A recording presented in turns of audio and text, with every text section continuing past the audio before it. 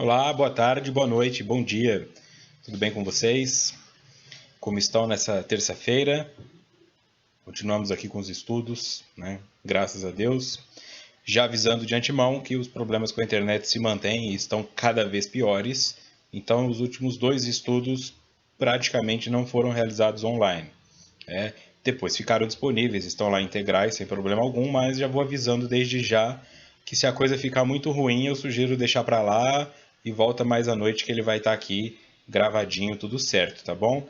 Vou resolver isso aí, já vou entrar em contato com o Procon e tudo mais, só que agora a burocracia, eu não vou parar os estudos por causa disso, tá legal? Então peço paciência e compreensão, e se houver algum problema de ordem técnica, que evitem ficar falando isso no chat, porque eu sei que o programa para. Tá? Eu sei quando está transmitindo e quando não está, não precisa me avisar. E se parar para você, dá F5, atualiza a página, se não voltar, espera um pouco e depois, se não der certo, retorna à noite. Beleza? Aproveitar enquanto está funcionando aqui e ver quem chegou. Shirley Vera, chegando aqui também, abrindo a sala. Dete Laporte aqui também. Maria de Fátima Cunha. Sebastião Aparecido, o Cristiano Trench, a Ellen Figueiredo,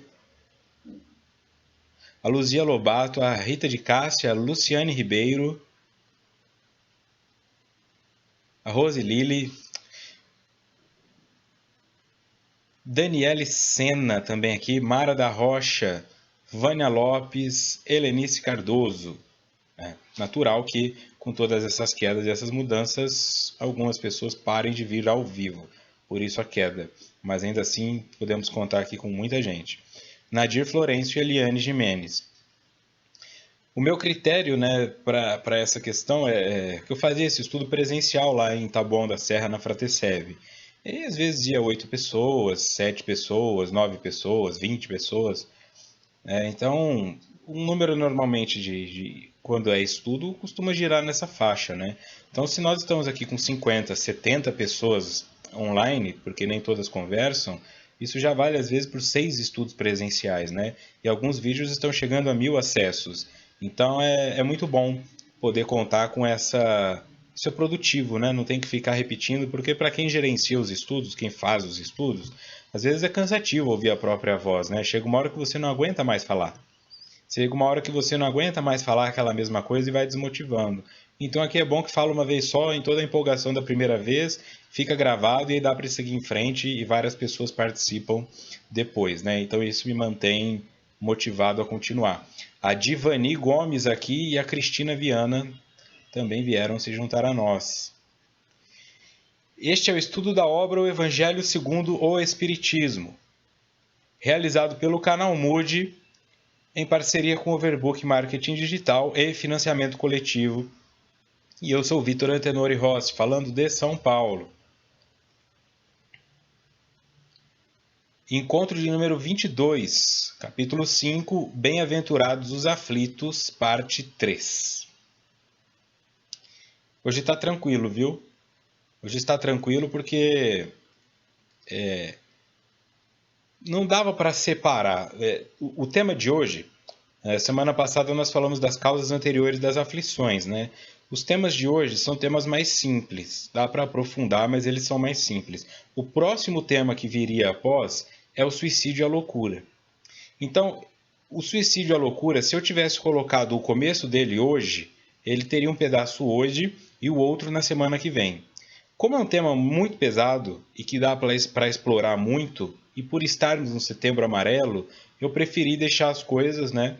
Até porque domingo estarei em Recife fazendo palestra sobre suicídio, e aí acredito que isso vai até me trazer inspirações para que o estudo fique mais fechadinho na terça-feira, tá legal? Então hoje vocês vão reparar que tem poucos slides, mas nem por isso terá menor qualidade.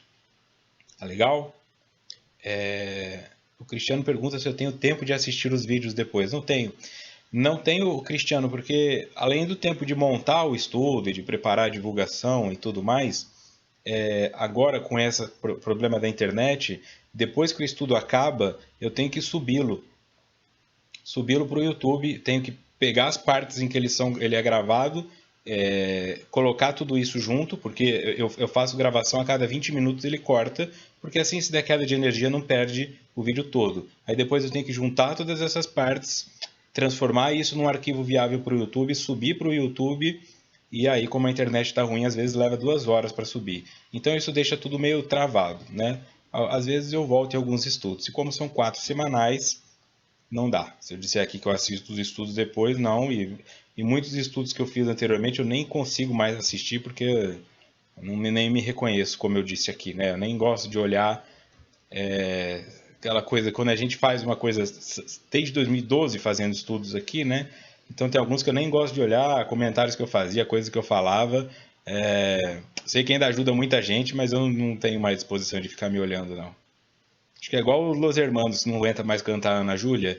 Tem certos vídeos meus que eu não aguento mais olhar. Falando a verdade, né? Não vou mentir aqui.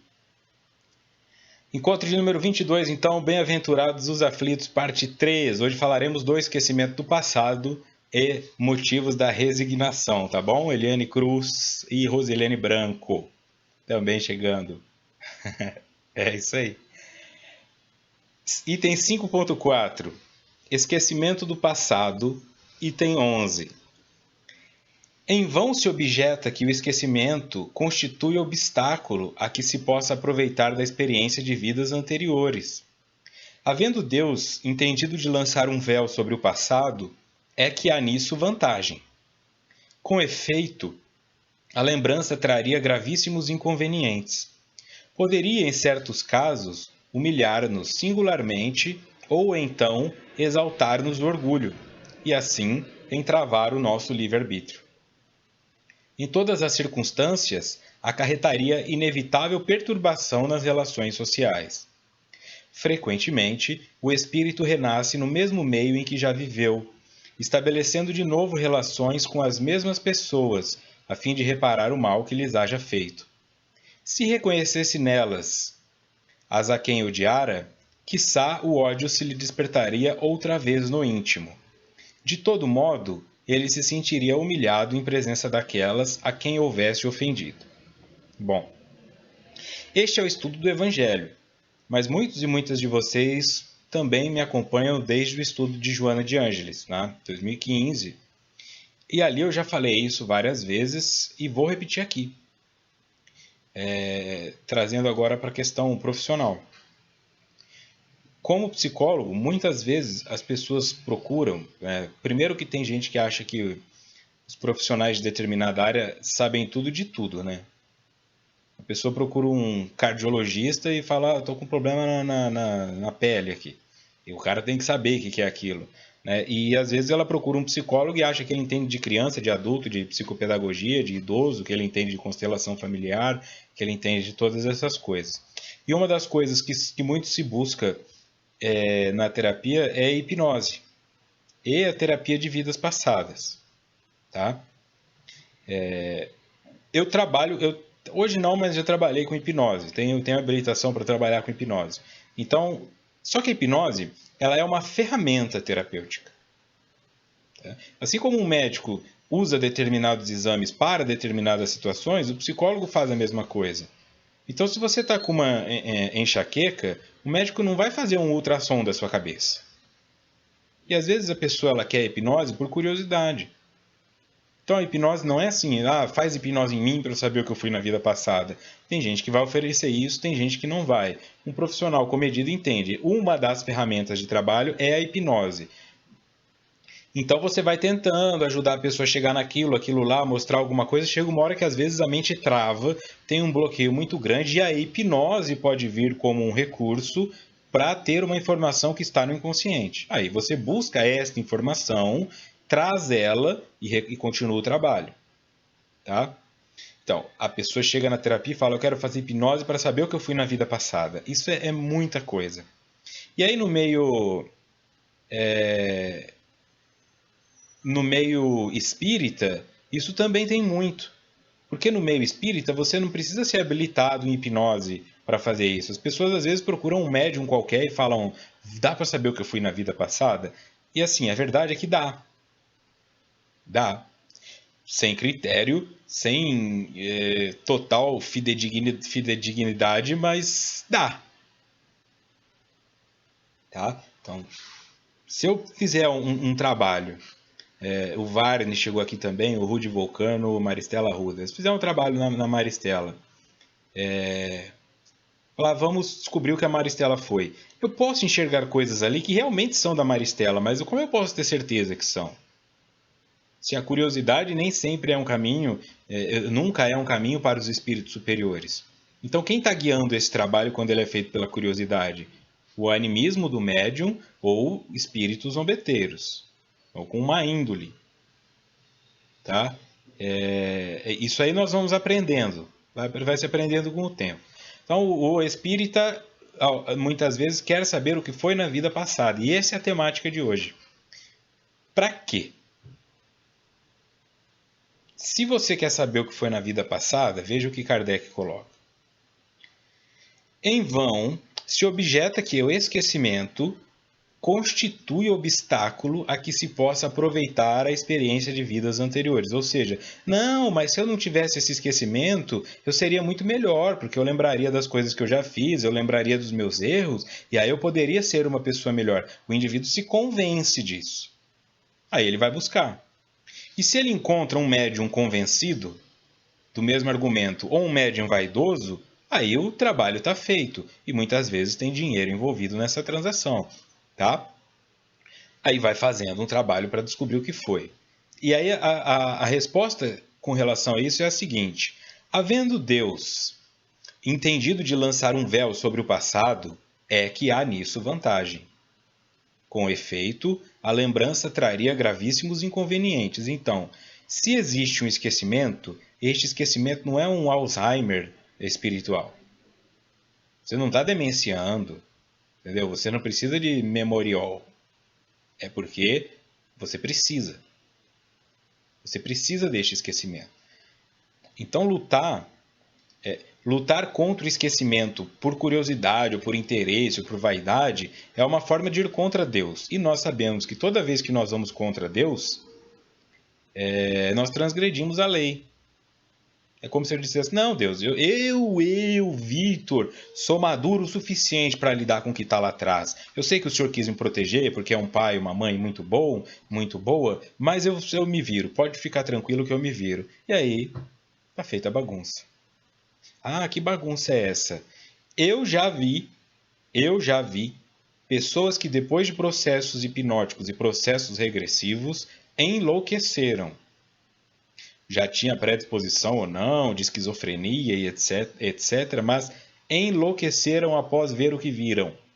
Entraram em contato com informações que eram demais para a mente delas e não conseguiram retornar ao seu estado.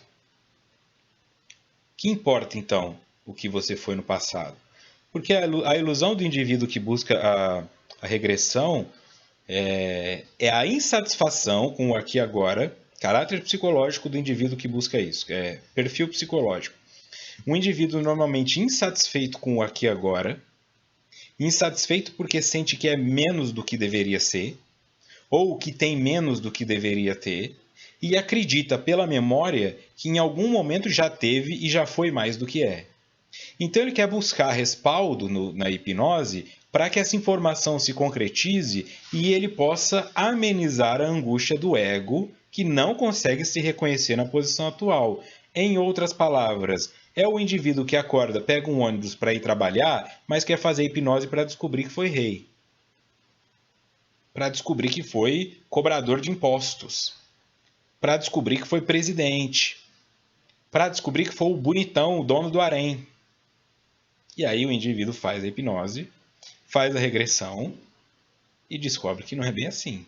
Gente, por era de reinado, tinha um rei. Não dá para todo mundo ter sido rei. O que tinha muito? Tinha camponês, tinha prostituta, tinha bandido, tinha gente feia, tinha gente morrendo de urina de rato, tinha gente morrendo de tuberculose. É isso que tinha.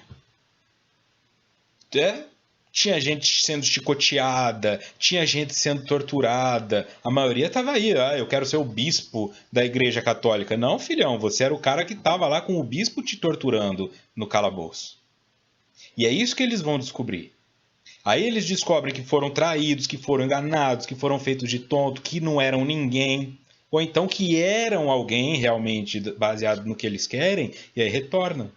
Aí o indivíduo vai e descobre. Vai que neste caso ele foi o general de guerra, o braço direito do rei, né? Aí ele volta e descobre que ele é o carimbador maluco da empresa dele. Eu só tô aqui carimbando. Ele não consegue mais aceitar aquilo. E essa é a loucura que eu falo que entra. Ele entra numa loucura de que ele fala, eu sou muito mais do que isso aqui e eu vou ser mais do que isso aqui. E aí ele pode entrar na loucura de sair roubando, de sair humilhando, de sair falando coisas sozinho na rua. Ele pode, de repente, pela regressão, descobrir que o pai dele foi alguém que abusou dele numa vida passada. Aí ele volta da hipnose, vai para casa e mata o pai.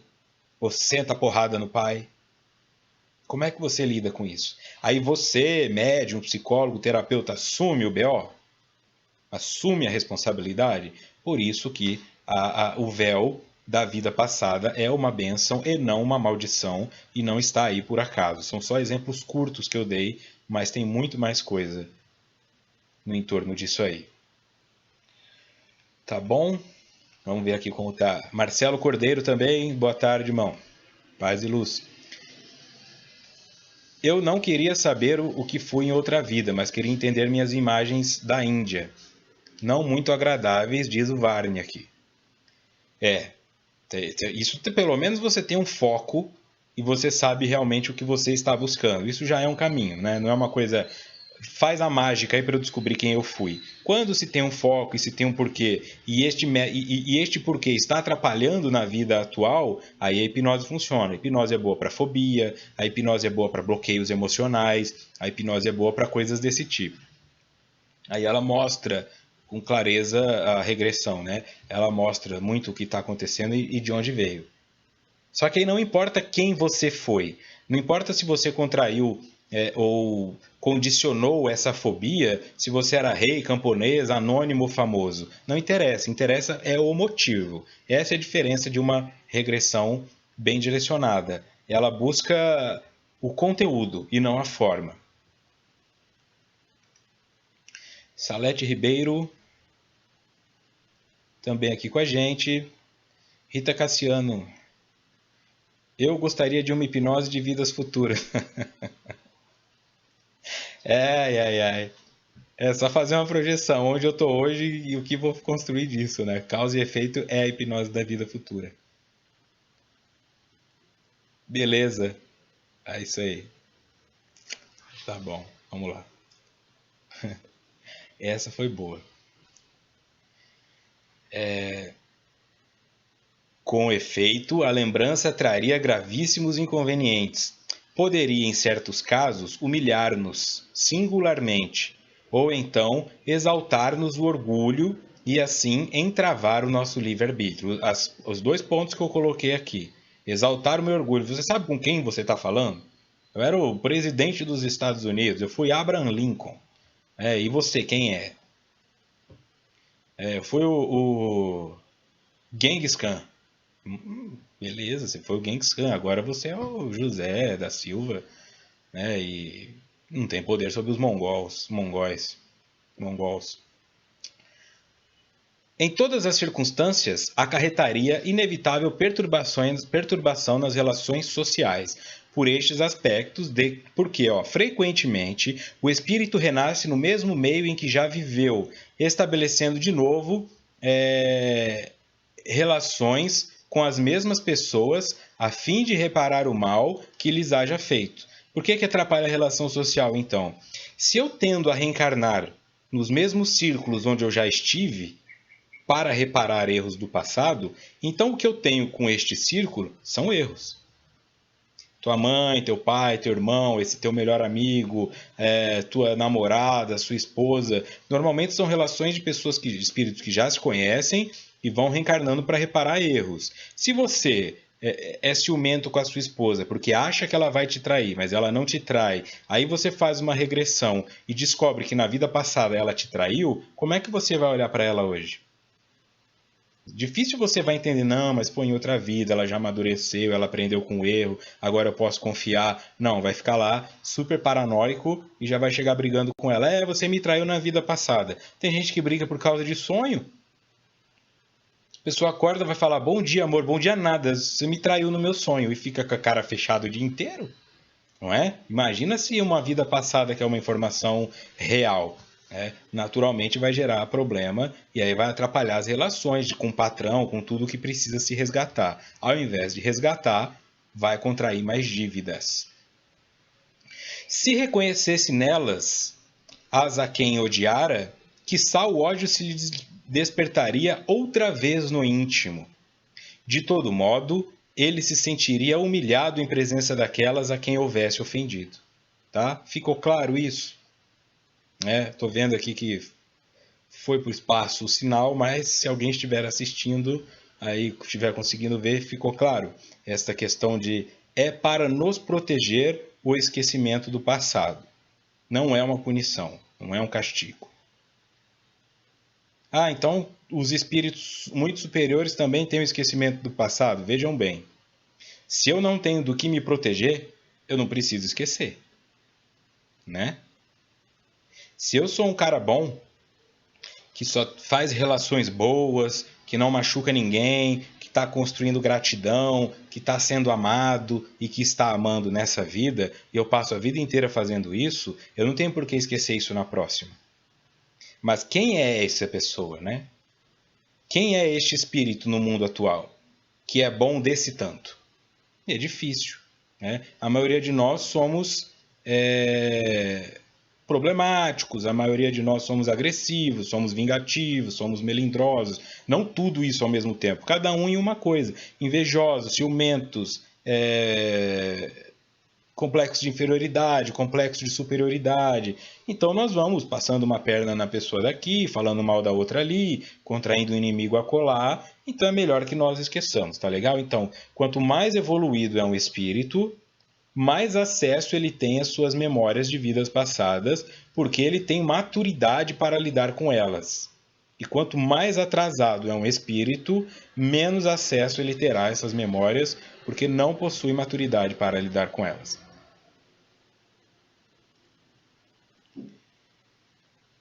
Aliás, o esquecimento ocorre apenas durante a vida corpórea.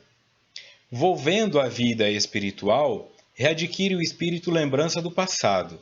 Nada mais há, portanto, do que uma interrupção temporária, semelhante à que se dá na vida terrestre durante o sono, a qual não obsta a que, no dia seguinte, nos recordemos do que tenhamos feito na véspera e nos dias precedentes. E não é somente após a morte que o espírito recobra a lembrança do passado. Pode dizer-se que jamais a perde, pois que, como a experiência o demonstra, mesmo encarnado, adormecido o corpo, ocasião em que goza de certa liberdade, o espírito tem consciência de seus atos anteriores. Sabe por que sofre e que sofre com justiça. A lembrança unicamente se apaga no curso da vida exterior, da vida de relação, mas na falta de uma recordação exata, que lhe poderia ser penosa e prejudicá-lo nas suas relações sociais, forças novas aure ele nesses instantes de emancipação da alma, se o sabe aproveitar. Tá? Então é isso aí. Agora um outro ponto. Até a pergunta, a questão é, tudo bem, se existe esse esquecimento, até onde vai esse esquecimento? Eu continuo com esse esquecimento depois que eu desencarno, ou esse esquecimento está só atrelado à minha encarnação? Só no corpo físico é que eu esqueço. Então a resposta nos diz que o esquecimento ocorre apenas durante a vida corpórea. Volvendo à vida espiritual, readquire o espírito a lembrança do passado. Nada mais há, portanto, do que uma interrupção temporária, semelhante à que se dá na vida terrestre durante o sono. Mas aqui, vamos lá. Que fique claro que o nosso desligamento do plano material, ele não é assim. Tá? Ele é assim para espíritos superiores, que já têm um desligamento, que já sabem o que está acontecendo. Mas para nós, momentaneamente réis mortais, não é assim. Tá? Então eu fico 70 anos no corpo físico. Eu estou habituado ao meu corpo físico. Tá? Eu estou habituado a acordar, eu estou habituado a dormir, eu estou habituado a sentir vontade de ir ao banheiro, eu estou habituado a sentir fome. E isso está na minha mente, e a minha mente é do espírito. A mente não é do corpo. O que é do corpo é o cérebro, mas o cérebro é apenas um órgão que interpreta os sinais dados pela mente, que é do espírito. Tá? Então, o hábito mental que eu adquiro durante a minha vida, ele segue comigo após o túmulo. Quanto? Depende do nível do meu materialismo. Quanto mais materialista eu for, ou seja, quanto mais eu for preso às coisas da matéria, do corpo físico, das sensações, mais tempo isso leva para desligar.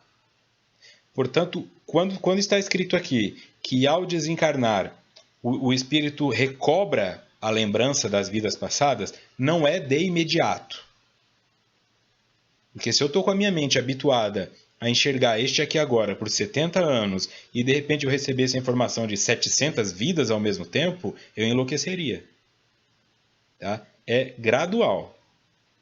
Primeiro ele vai percebendo que desencarnou, aí ele vai entrando em contato com as questões da vida atual, aí ele vai se lembrando quem ele é, e aí a memória vai voltando, igual alguém que bate a cabeça e aos poucos vai recordando, eu tô lembrando, você é minha mãe, eu lembro aquele dia. É assim, tá?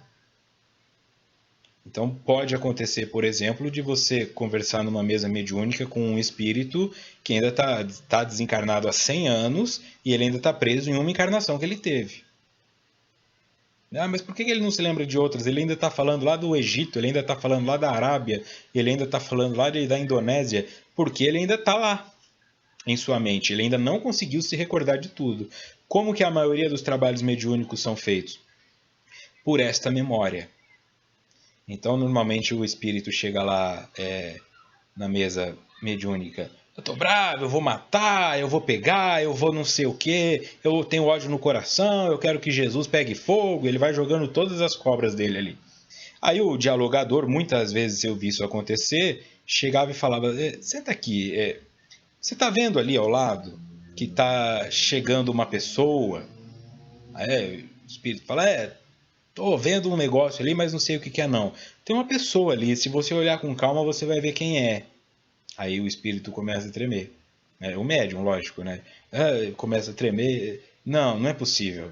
Não, não pode ser. Aí você já sabe que tem alguém muito importante ali, né?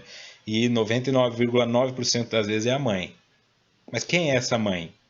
A mãe que representa o arquétipo mãe para aquele espírito. Então, nesta vida, vamos supor que a Márcia ou a Rosilene tenham a mãe delas desta vida. Mas pode ser que elas não tenham se aproximado muito dessa mãe. Foi uma mãe boa, ou foi uma mãe ausente, ou às vezes não teve mãe, foi órfã, mas foi uma mãe mais ou menos ali, que não criou um vínculo materno muito grande. Vamos supor. Quando ela desencarna, ela não se lembra desta mãe como mãe. Ela vai ter a imagem da mãe e ela vai buscar a imagem da mãe daquela encarnação onde ela teve uma mãe que foi muito mãe para ela. Fica claro isso? Então, quando o espírito está com muita raiva, eu odeio todo mundo desta vida, eles jogam algum momento em uma vida anterior onde ele foi amado, onde ele foi feliz e convidam a imagem desta pessoa que lhe deu isso para que o coração dele derreta. Se acalore, descongele. E aí ele normalmente cai em pranto, em choro, desmorona, né? E aí ele se lembra de tudo isso. Porque na maioria das vezes a agressividade, a raiva e o ódio são manifestações de um amor que foi ferido. Então todo indivíduo que é indiferente, frio e muito bravo tornou-se assim porque em algum momento foi caloroso, amoroso, mas foi ferido, traído, enganado, decepcionado, e então a partir daquele momento ele transforma aquilo em ódio, se blinda para não sofrer de novo, e aí vira um trator passando por cima de tudo. Quando você volta àquele momento da existência dele, onde ele tinha o amor, que ele se vê brincando com a filha e dando risada, que ele se vê casando com a esposa lá, vestida de noiva, com a igreja lotada, aí a memória dele volta e ele se expande novamente em consciência como um espírito de várias existências e se desapega daquela existência pela qual ele ficou obcecado. Fica claro? Tá? Então é nesse sentido aqui que está sendo falado. Tá? Então, voltando à vida espiritual, readquire o espírito a lembrança do passado, nestes termos que eu coloquei. Nada mais há, portanto, do que uma interrupção temporária, semelhante à que se dá na vida terrestre durante o sono, a qual não obsta a que, no dia seguinte, nos recordemos do que temos feito na véspera e nos dias precedentes. Então, a comparação que eles fazem é assim. Assim como você sabe o que você está fazendo agora, mas aí você vai dormir e quase nunca você se lembra do que fez dormindo, amanhã, quando você acordar, você se lembra do que fez hoje. Tá? Este período que você ficou dormindo, você não se lembra. Então, para o espírito, o período em que nós estamos encarnados é como se o espírito estivesse dormindo. E aí nós estamos vivendo um sonho do espírito. Tudo isso que nós vemos diz respeito apenas a este mundo. Os outros estão desligados para nós. Quando nós desencarnarmos, é como se o espírito acordasse deste sono, e aí ele se lembra de tudo que ele fez antes dessa encarnação, e aí ele inclui esta encarnação no pacote de suas memórias. E não é somente após a morte que o espírito recobra a lembrança do passado. Pode dizer-se que jamais a perde, pois que, como a experiência o demonstra, mesmo encarnado, adormecido o corpo, ocasião em que goza de certa liberdade, o espírito tem consciência de seus atos anteriores. Sabe por que sofre e que sofre com justiça. Então, como há um equilíbrio nesse aspecto, essa comparação do dormir é assim. Então, quando nós estamos encarnados, é como se o espírito estivesse dormindo. Não é que o espírito está dormindo, tá? É essa a representação. Quando nós dormimos aqui no corpo físico, o nosso espírito desperta. E neste momento ele pode voltar a se lembrar de tudo. Então, mesmo encarnados, durante o sono, nós podemos nos lembrar da vida passada. E o que eles dizem aqui é o seguinte, é nesta hora que o espírito se lembra os motivos pelo qual ele está sofrendo, lembra-se que são justos os sofrimentos pelos quais ele está passando, e aí acorda um pouquinho mais motivado. Então, quantas vezes a pessoa não vai dormir? Eu odeio minha vida, eu não quero acordar, mas aí no outro dia ela acorda, não, vou dar mais uma chance. De onde vem isso? É que ela se lembra. Ah, eu estou sofrendo porque eu não consigo dinheiro. Aí ela dorme e se lembra, eu não consigo dinheiro porque eu fui estelionatário. Tirei o dinheiro de um monte de gente e agora eu tenho que passar pela prova de pessoas tirando meu dinheiro. Aí ela acorda não com a memória disso, mas com uma sensação íntima de que, não, se eu continuar uma hora vai dar certo. Porque ela sabe, inconscientemente, que ela está pagando uma dívida que ela contraiu, que não há injustiça.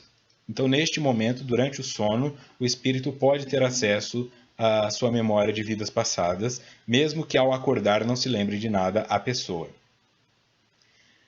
A lembrança unicamente se apaga no curso da vida exterior, da vida de relação, mas na falta de uma recordação exata, que lhe poderia ser penosa e prejudicá-lo nas relações sociais, forças novas aure ele nesses instantes de emancipação da alma, se o sabe aproveitar. A lembrança unicamente se apaga no curso da vida exterior, da vida de relação. Mas, como falta esta recordação exata, porque ela poderia nos prejudicar e ser dolorosa, nós encontramos novas forças nesses instantes de emancipação, se os sabemos aproveitar. Porque tem gente também que vai dormir, o espírito dá aquela passeada, e o cara vai para a balada, e o cara vai para a orgia, e o cara vai para a Cracolândia, ele vai para lá. Se o espírito é viciado, ele se desapegando, ele vai buscar vício. Tem gente que dorme e durante o sono vai assistir palestra, vai receber tratamento, vai assistir curso. Tem outros que vão usar droga, tem outros que vão procurar sexo, né? Ficar assistindo. Em motel tem muito espírito, né? Quem tem clarividência sabe disso. Se você entra em um motel assim, tem muito espírito encostado na parede para assistir o que vai acontecer ali. Porque eles estão dormindo, querem ver a coisa acontecer, eles vão para motéis e ficam assistindo. E mentalmente, né, se saciando com aquelas imagens. Nossa, Vitor, mas não fala uma coisa dessa. Eu vou no motel só para usar sauna e tal. Não, tudo bem, eu só estou dizendo que existe. Não é, eles vão te matar nem nada. Ele tá lá, porque ele quer ver a pornografia do espírito, né? Ele não pode acessar a internet, mas ele tem o desejo de ver isso, então alguns ficam em motéis. Alguns ficam em bares, porque querem estar lá tomando a cerveja, outros ficam em repúblicas onde o pessoal está usando droga, e assim vai. Então se você sabe aproveitar o momento em que você está dormindo, seu espírito pode crescer muito e a sua vida fica mais fácil. Se você não sabe aproveitar, você acorda com a sensação, nossa, parece que eu dormi e acordei pior do que eu fui dormir. Acordei mais cansado do que eu deitei. Parece que eu estou de ressaca, mas eu nem bebo. É porque o teu espírito foi para farra. E vem com essa memória. Tudo bem aqui os motivos do esquecimento? Tá? Então, só para fechar essa temática, falar uma coisa que eu também sempre falo, né? Se você quer saber o que você foi na vida passada, pegue o que você é nesta vida e piore um pouco. O espírito não regride. Portanto, você nunca foi melhor do que você é hoje. Isto que você é hoje é o teu melhor. Se você for buscar fazer uma regressão, você pode encontrar posições sociais melhores, posições financeiras melhores ou aparências melhores, mas você não será uma pessoa melhor. Mas, Vitor, eu me sinto a pior pessoa do mundo. Esse é o melhor que está tendo. É o melhor que você conseguiu construir até hoje. E se você não souber gostar disso, você não vai gostar do que está no teu passado. Você pode se iludir porque foi uma princesa, porque foi uma rainha, porque foi a cabeleireira mais famosa do mundo, porque foi o melhor motorista de automobilismo, mas na prática é isso aí que você é. Um pouquinho pior. Então esta vida é a melhor vida para você se lembrar porque é o teu melhor. Tá? E eu não estou falando isso da boca para fora, é lei. O espírito não regride. Ele progride pela lei do progresso, ou ele opta às vezes por estagnar pela sua arrogância e ficar onde está, mas ele não dá passos para trás. Então, nenhuma vida passada sua, você foi melhor do que essa. Então, fique tranquilo. Quer saber quem é você? É só olhar no espelho. Não precisa ficar fazendo terapia de vida passada por curiosidade. Item 5.5. Item 12. O item 5.5 agora é motivos de resignação. Tá?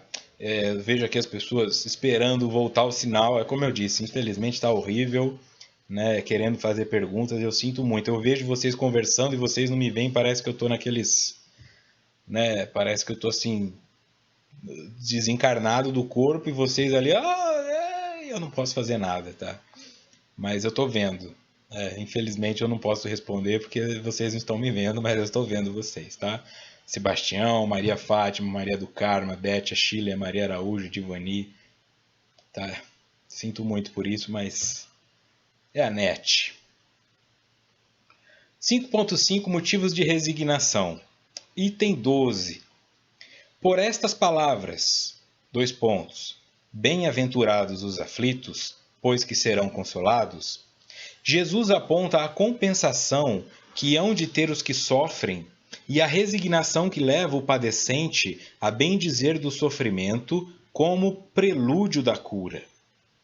Também podem estas palavras ser traduzidas assim: Deveis considerar-vos felizes por sofrerdes, visto que as dores deste mundo são o pagamento da dívida que as vossas passadas faltas vos fizeram contrair. Suportadas pacientemente na terra, essas dores vos poupam séculos de sofrimento na vida futura. Deveis, pois, sentir-vos felizes por reduzir Deus a vossa dívida, permitindo que a saldeis agora, o que vos garantirá a tranquilidade no porvir. Tá? É claro isso, né? Então, o que quer dizer bem-aventurados os aflitos, pois que serão consolados? Muitas vezes essas frases de Jesus, quaisquer que sejam os bem-aventurados, porque é uma lista de bem-aventurados, né? Bem-aventurados que choram, porque esses sorrirão e coisas assim, dá a entender que é bom sofrer. Ah, então é bom estar aflito. Se eu não estou aflito, eu preciso ficar aflito, senão eu não vou ser. Não. Bem-aventurados os aflitos, a tradução que eles estão fazendo aqui é o seguinte: se você está passando por uma aflição, é porque a justiça está se cumprindo. E a justiça se cumprindo, e você fazendo o teu papel, você, a liberdade canta. A liberdade vai cantar. Cantará a liberdade para você. Nós estamos aqui aprisionados. É uma prisão sem grades. Para alguns tem grade. Mas é uma prisão sem grades. A prisão da culpa, a prisão da vaidade, a prisão da raiva, a prisão da ira, a prisão do ego, a prisão da vitimização, a prisão do cigarro, a prisão do sexo, a prisão de um monte de coisa. Então, se isso está gerando aflição, é porque nós estamos presos.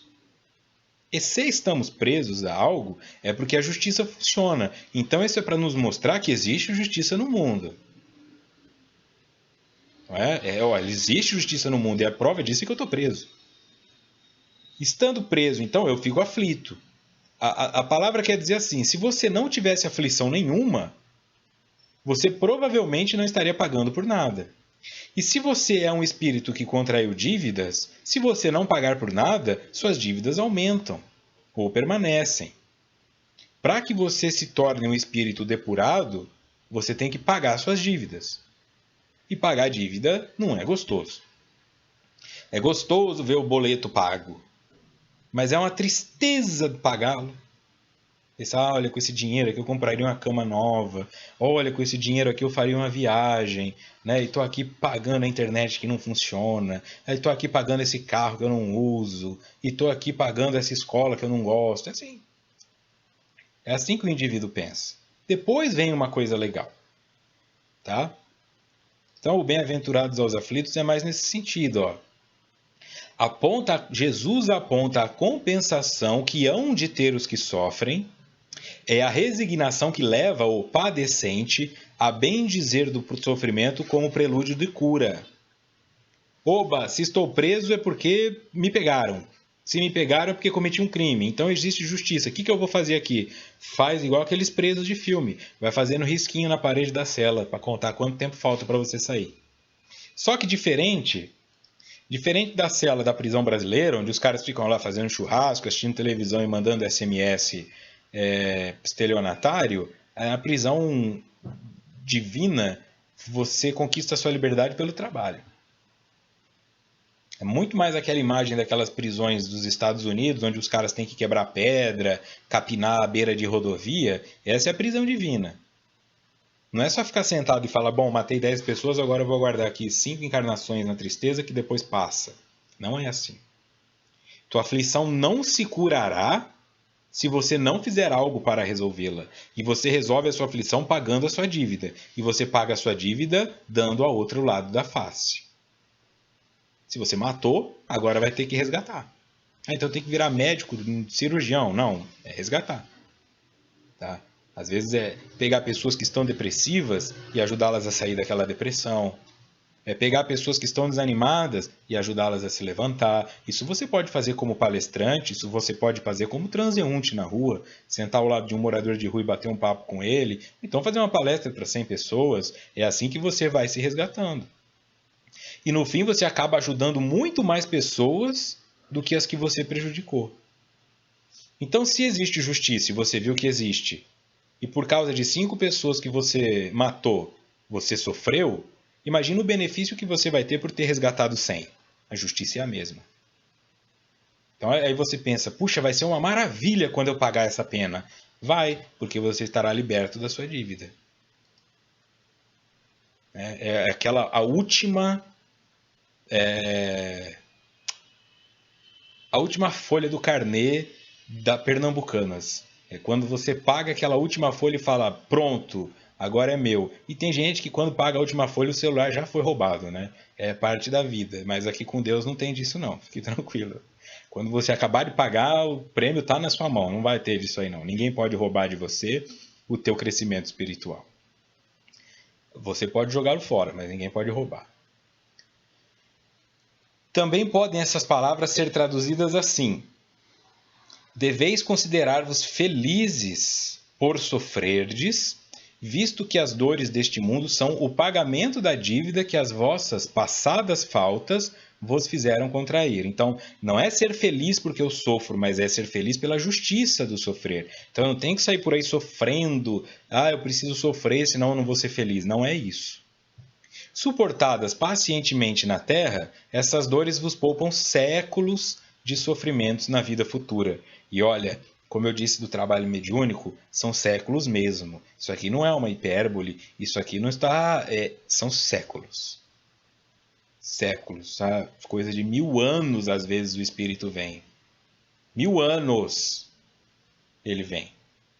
Porque qual que é o tempo para o espírito, né? Onde ele pode estar? Está lá. 1000 anos, às vezes antes de Cristo o espírito desencarnou e está lá embarulhado até hoje, né? Nos seus problemas. Então, realmente, para não ficar pensando, coitado desses caras, esse cara sou eu, né? Igual o Roberto Carlos fala, esse cara sou eu. Esse espírito preso no ciúme aí, 100 anos, se eu não tomar cuidado, sou eu. Se eu não trabalho meu ciúme hoje. Esse aí, arrependido porque se matou, sou eu, se não parar de fumar e desencarnar com enfisema aos 45. Sou eu. Ai, mas olha, eu tinha tanta coisa para fazer, não vi meu neto, não vi nada. E fica lá, lamuriando, lamuriando.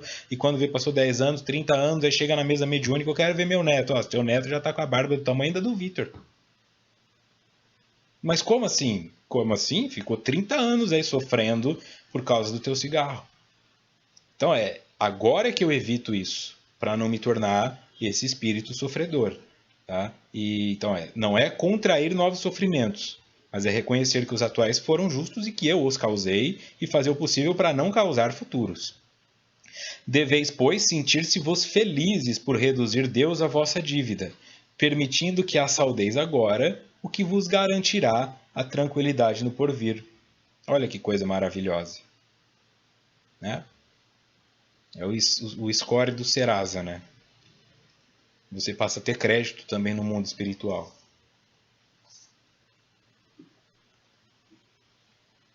Vamos lá.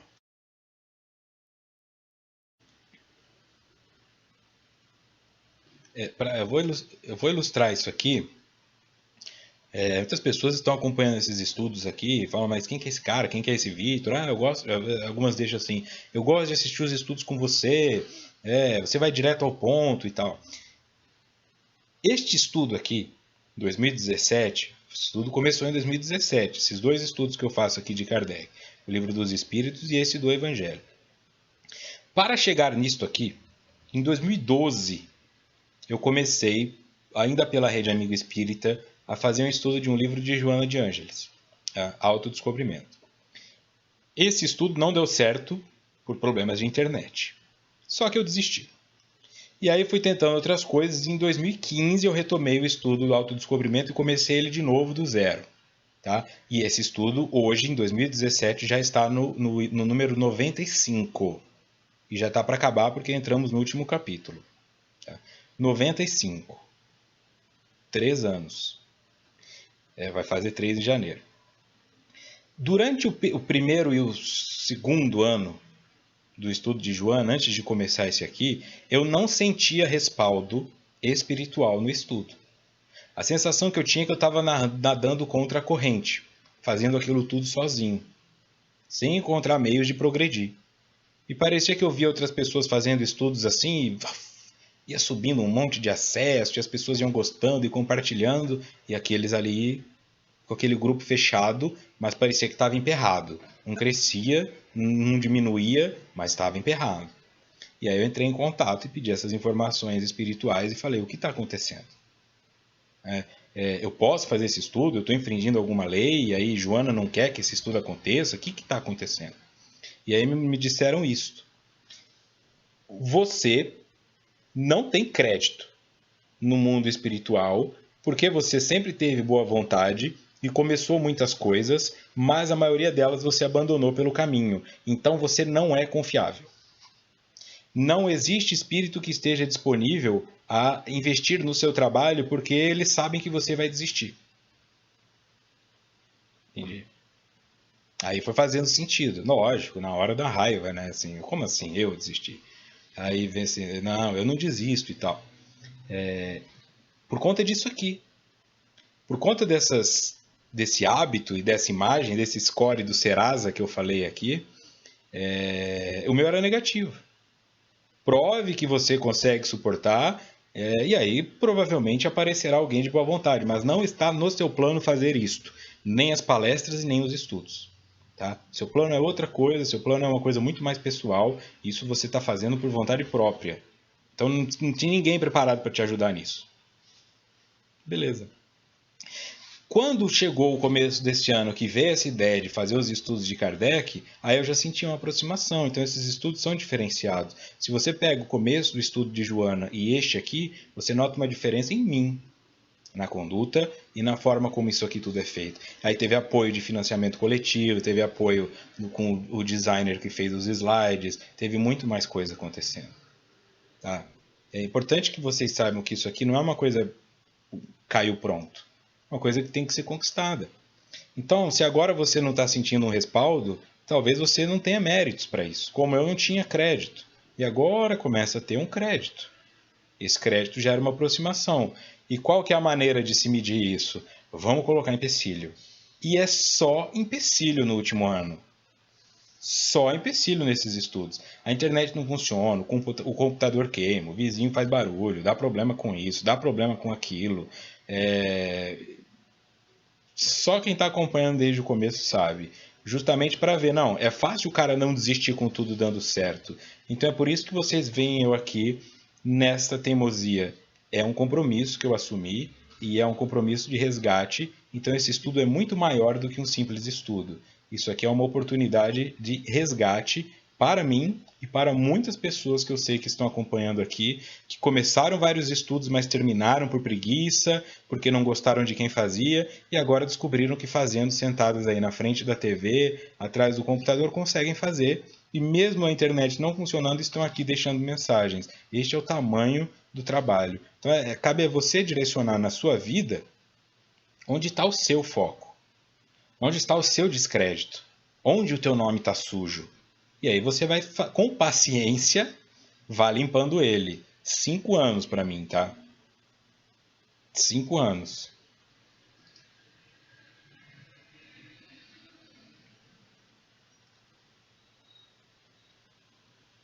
Vê esse o tamanho da dívida, né? 5 anos pagando, né? Dá pra ter um carro, né? 60 parcelas. Vê se eu tô dirigindo carro. Não tô dirigindo nenhum. Mas graças a Deus tô aqui com a companhia de vocês, né? Esse é o prêmio dessas 60 parcelas pagas aí. O homem que sofre assemelha-se a um devedor de avultada soma, a quem o credor diz, entre aspas, se me pagares hoje mesmo a 100ª parte do teu débito, quitar-te-ei do restante e ficarás livre. Se o não fizeres, atormentar-te-ei até que pagues a última parcela.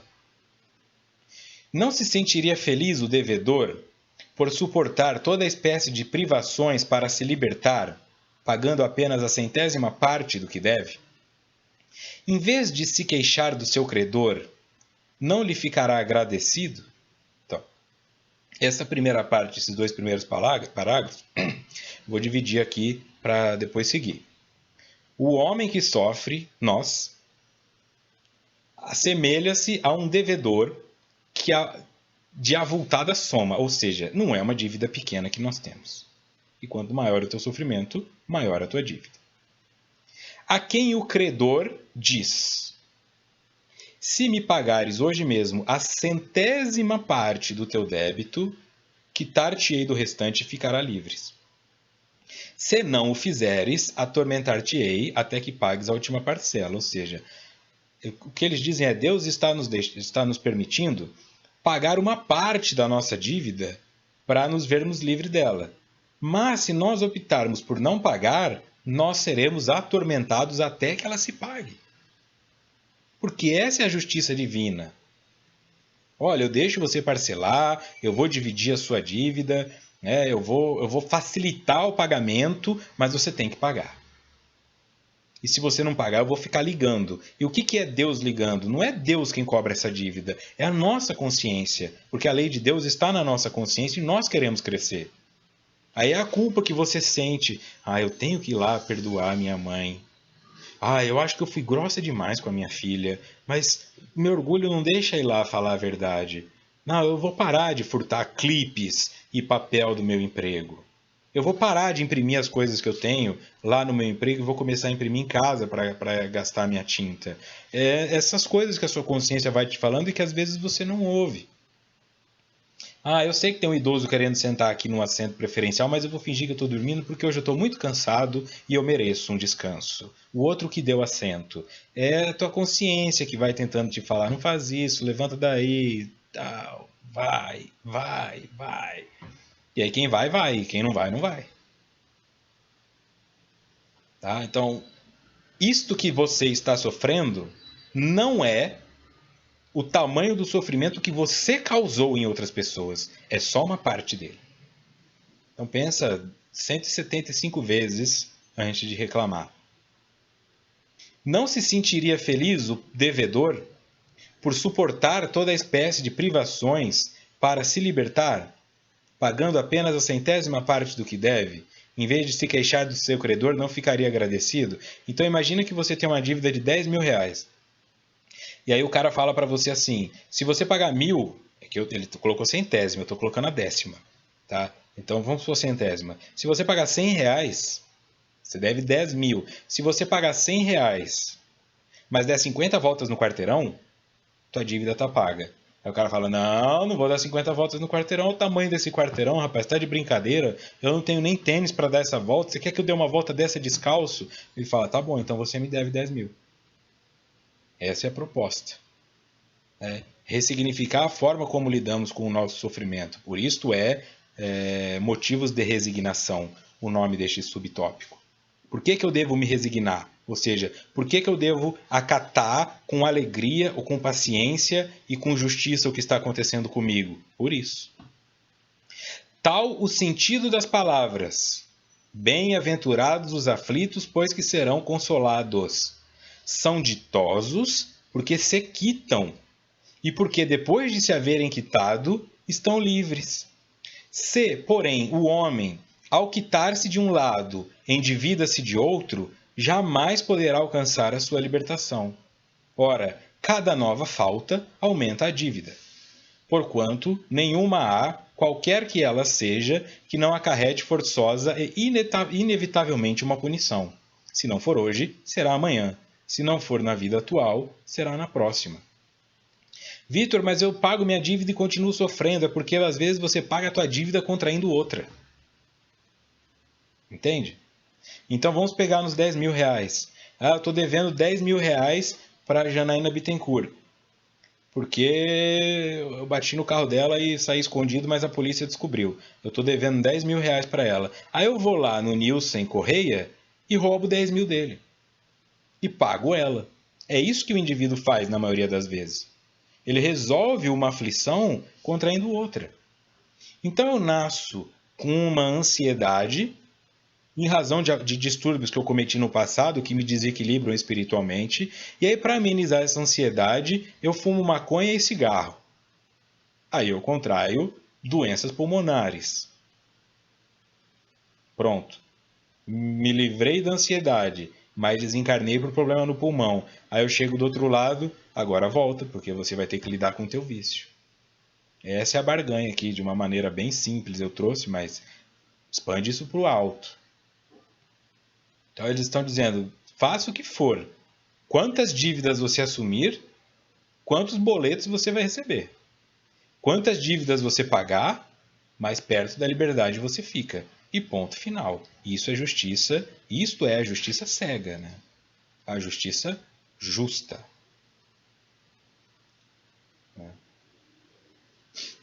Entre essas faltas, cumpre se coloque na primeira fiada a carência de submissão à vontade de Deus. Fiada no glossário, fileira horizontal de pedras ou de tijolos da mesma altura que entram na formação de uma parede. Então pensa que isso aqui é tipo um alicerce. Na primeira camada, dentre esses indivíduos, normalmente a carência de submissão à vontade de Deus é o que começa a dominar tudo. Logo, se murmuramos nas aflições, se não as aceitamos com resignação e como algo que devemos ter merecido, se acusarmos Deus de ser injusto, nova dívida contraímos, que nos faz perder o fruto que devíamos colher do sofrimento. Ou seja, se eu te devo e eu te culpo porque eu te devo mais ainda. Então eu devo dinheiro para a Katana, já devo para ela. Aí eu saio falando mal dela.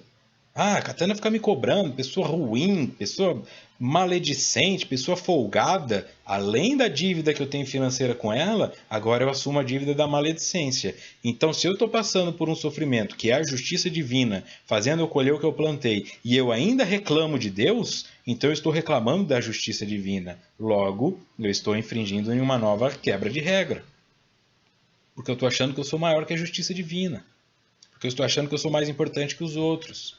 Porque eu estou achando que eu tenho que ser mais amado. E isso é vaidade, é arrogância.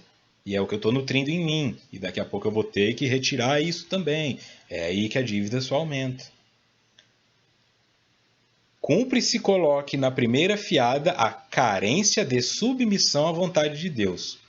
Quem não é submisso à vontade de Deus sofre mais. É isso que eles estão dizendo aqui. Ser submisso à vontade de Deus é entender que você é menor que ela. Você não é maior que a vontade de Deus porque a vontade de Deus é justa. Isto é ser submisso. Não é aceitar como... Eu queria falar uma palavra de uma ofensa aqui, mas eu não vou falar porque eu sou um espírito iluminado, tá? Mas aquele indivíduo, pastor WL, se eu falar o nome aqui também vai saber, né? Se no YouTube não me bloqueia, que falou que o Marcelo Rezende teve um câncer porque foi uma punição dada por Deus. É essa imagem aqui. Uma punição dada por Deus. Olha, porque você fica falando essas coisas que você fala, Deus te puniu com um câncer. Fala o indivíduo que tomou uma facada no meio do culto. Né? Mas isso não foi punição, isso foi o diabo. Né? Então, esta noção errônea de que Deus vai punir, é esse Deus que o indivíduo pensa. Isto não existe, só existe na cabeça desses pastores que querem tirar dinheiro das pessoas. Que querem que as pessoas sejam pobres e andam de carrão, e andam de helicóptero, e compram programa na televisão. Não existe esse Deus. Nunca nenhum ser humano foi punido porque Deus está com raiva dele. Nunca. Porque se eu descobrir que este Deus existe, eu viro ateu amanhã. Eu viro anti-Deus amanhã. Eu combato esse Deus até morrer. O Deus verdadeiro é um Deus de amor. Portanto, tudo que nós estamos passando é justo. Acreditar que eu estou sendo punido injustamente é não ser submisso à vontade de Deus. Então, ser submisso à vontade de Deus não é falar, não, Deus me deu esse câncer porque Ele acha que eu sei suportar. Não, você criou esse câncer porque você criou esse câncer. Porque você guardou rancor, porque você guardou ódio, porque você guardou mágoa, porque você fumou muito, porque comeu muito enlatado, porque comeu muita carne vermelha. Você se deu esse câncer. Você se deu essa DPOC. Você se deu esse AVC. Não é Deus te punindo. E são oportunidades que você se deu para que a sua dívida seja paga. Tá? Então, desconstrói essa imagem de submissão. Eu tenho que aceitar tudo que Deus me manda porque Ele está me provando. E se eu for bonzinho, eu vou para o céu. Não existe isso. A justiça de Deus é esta justiça. Você vai colher aquilo que plantou. Então, tudo que te acomete não é Deus fazendo teste nem experimentos como se fosse um laboratório. É a justiça se cumprindo.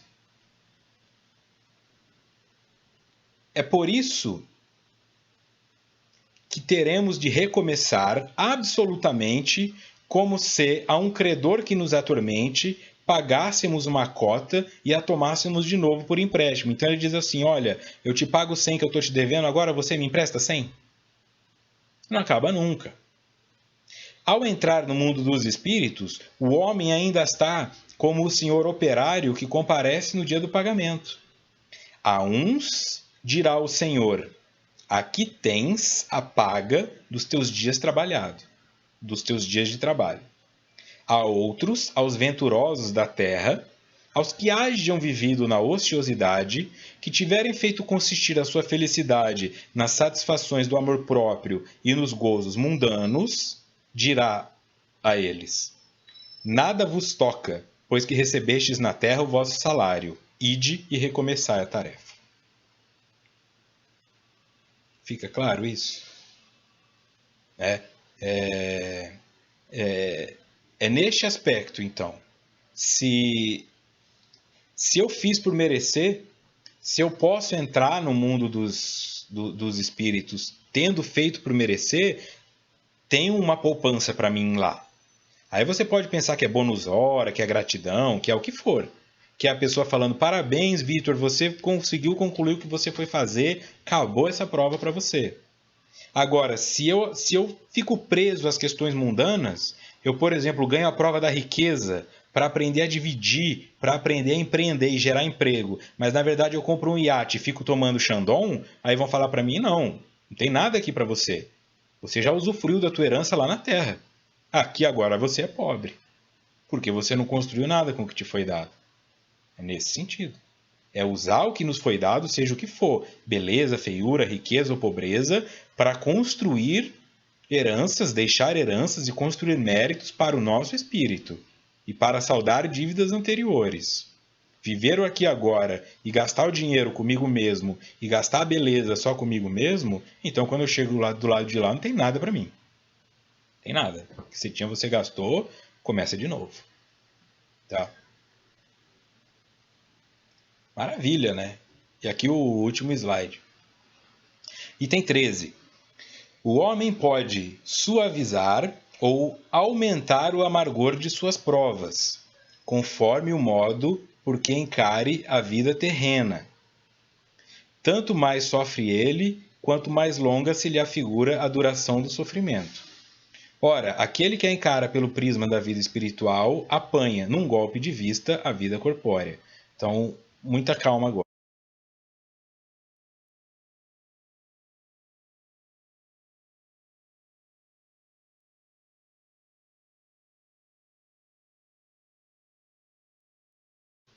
Ok.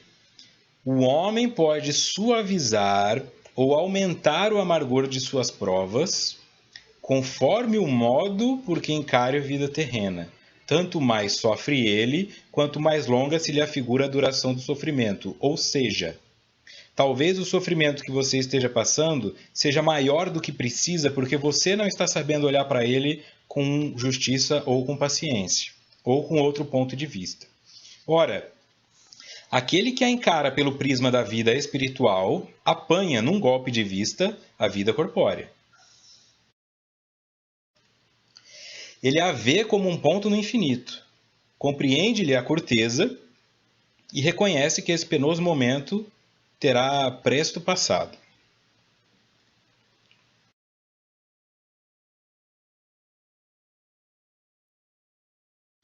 Tá claro isso aqui?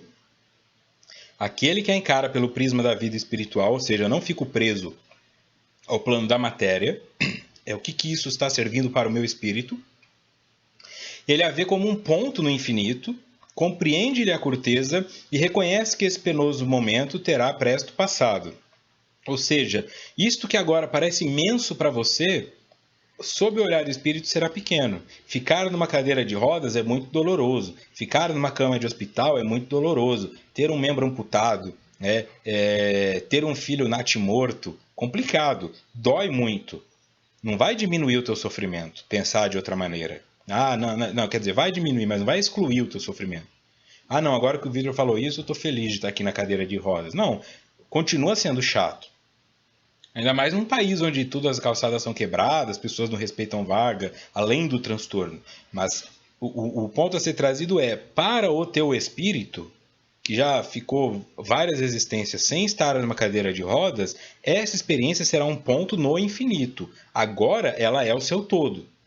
Mas se você conseguir pensar, não, isso aqui é o melhor para o meu espírito, eu contraí esta dívida, e quando isso aqui passar, eu voltarei a andar, aí talvez te dê um pouco mais de esperança de suportar isso e não ficar, às vezes, pensando em suicídio e não ficar se drogando, né? Seja com maconha, cocaína, heroína, crack, ou com diazepam, alprazolam, rivotril, para o tempo passar mais rápido, álcool, né? Mas você talvez consiga lidar com isso de olhos abertos e reclamando um pouquinho menos. Já fará uma diferença muito grande no teu sofrimento. A certeza de um próximo futuro mais ditoso o sustenta e anima. E, longe de se queixar, agradece ao céu as dores que o fazem avançar. Contrariamente, para aquele que apenas vê a vida corpórea, interminável lhe parece esta, e a dor o oprime com todo o seu peso. Daquela maneira de considerar a vida, resulta ser diminuída a importância das coisas desse mundo, e sentir-se compelido o homem a moderar seus desejos, a contentar-se com a sua posição, sem invejar a dos outros, a receber atenuada a impressão dos reveses e das decepções que experimente.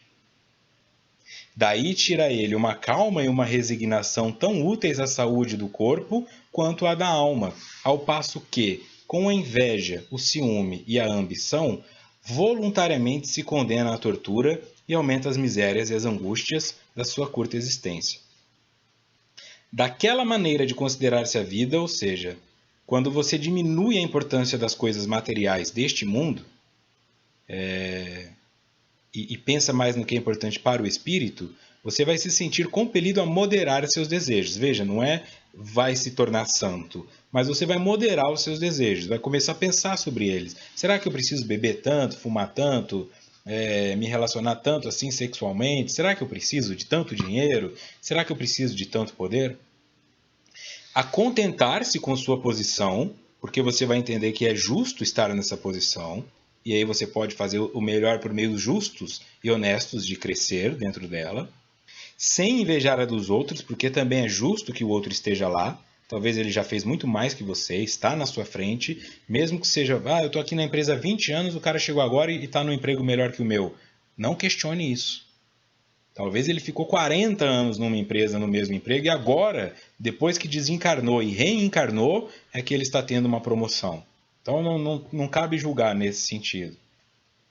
A receber atenuada a impressão dos reveses e das decepções que experimente. Então, daí para frente, tudo o que ia cometer de errado e de ruim na sua vida, errado no sentido do contrário daquilo que te parece certo, vai ser um pouco mais atenuado.